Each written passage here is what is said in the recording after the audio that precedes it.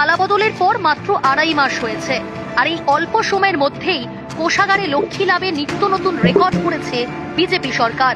এবার রাজস্ব আদায়ে রেকর্ড করল নকশালবাড়ি ভূমি ও ভূমি রাজস্ব দপ্তর। গত 1 বছরের রাজস্ব 3 মাসেই আদায় করে দেখালো নকশালবাড়ি। গত বছরে সব মিলে 9 লক্ষ টাকার কাছাকাছি ছিল, এইবারে 3 মাসে প্রায় 7 লক্ষ টাকা আমি তুলে ফেলেছি।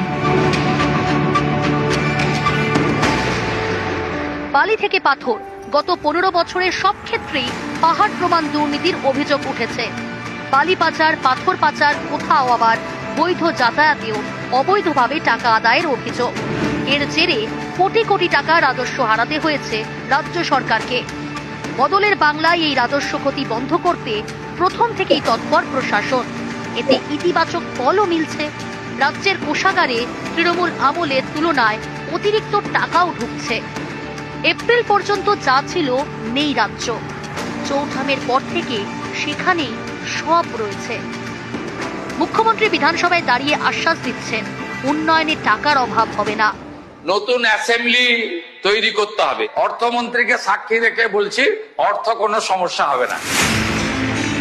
কি আশ্চর্য, নতুন মুখ্যমন্ত্রী বলছেন টাকার অভাব হবে না, কিন্তু প্রাক্তন মুখ্যমন্ত্রীর মুখে নেই নেই শুনেই অভ্যস্ত রাজ্যবাসী। আমাদের রাস্তা তৈরির টাকা বন্ধ, 100 দিনের কাজের টাকা বন্ধ, গ্রামীণ আবাস যোজনা বাড়ি তৈরি করার টাকা বন্ধ, আজ 4 বছর ধরে। এই 2.5 মাসে কি পরিবর্তন হলো যে সরকারের ঘরে টাকা এসে গেল? উত্তরটা খুবই সহজ। নতুন কোনো কর চাপিয়ে নয়, স্রেফ তৃণমূল জমানার প্রাতিষ্ঠানিক লিকেজ বা চুরির রাস্তা বন্ধ করে এই সাফল্য এসেছে। রবিবার এক্স হ্যান্ডেল পোস্ট করে বিগত তৃণমূল সরকারকে রাজস্ব আদায় নিয়ে বিঁধেছেন বিজেপি রাজ্য সভাপতি শ্রমিক ভট্টাচার্য। সিএজি রিপোর্টের পরিসংখ্যান তুলে ধরে তৃণমূল আমলের তীব্র আর্থিক অব্যবস্থাপনাকে নিশানা করেছেন শ্রমিক ভট্টাচার্য।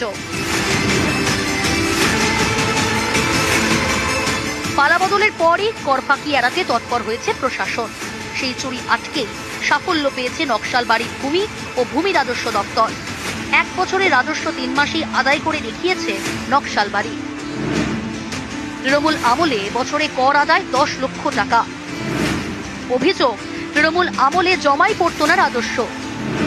গত 2.5 মাসেই 7 লক্ষ টাকা রাজস্ব আদায়। চেষ্টা করছি যাতে রাজস্ব বাড়ে। তো আগে যেটা হতো যে অনেক কমার্শিয়াল ট্রানজাকশন হতো, মানে খাজনা সেভাবে আদায় হতো না। নোটিশ পাঠাচ্ছি যে তারা এসে খাজনা জমা দিচ্ছে বা অনলাইনে দিয়ে দিচ্ছে, এবং আমরা রেডের সংখ্যাও বাড়িয়েছি, সেখান থেকেও কালেকশন হচ্ছে। তো সব মিলিয়ে একটা পজিটিভ সাইন যে আমরা ভবিষ্যতে এটা আরো বাড়াতে পারবো। গত বছরে সব মিলে 9 লক্ষ টাকার কাছাকাছি ছিল, তো এবছর এইবারে 3 মাসে প্রায় 7 লক্ষ টাকা আমরা তুলে ফেলেছি। এই মাসে আবার নতুন 15 দিনে আরো হয়তো 9 লক্ষ ছাড়িয়ে যেতে পারে। প্রশ্ন উঠছে, কাদের পকেটে ঢুকতো সরকারের টাকা? তৃণমূল নেতাদের বিরুদ্ধেই সরব বিজেপি। তৃণমূল সময়ে মাফিয়াদের, তৃণমূল গুন্ডাদের বারবারন্ত, তারা যে কাটমানি, তারা যে সিন্ডিকেট রাজ চালাতো, যার দরুন কিন্তু রাজস্ব সরকারের খাতে জমা পড়তো না। আর তারা আজকে না থাকায় সরকার সঠিকভাবে রাজস্ব আদায় করতে পারছে, যার দরুন কিন্তু এই অধিক পরিমাণে রাজস্ব আদায় হয়েছে। নকশালবাড়ি থেকে বিশ্বজিৎ মিশ্র, নিউজ 18 বাংলা।